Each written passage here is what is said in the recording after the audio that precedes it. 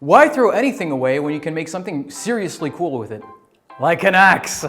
So today we'll be using a lot of recycled materials in order to make all sorts of cool toys. Tools, right.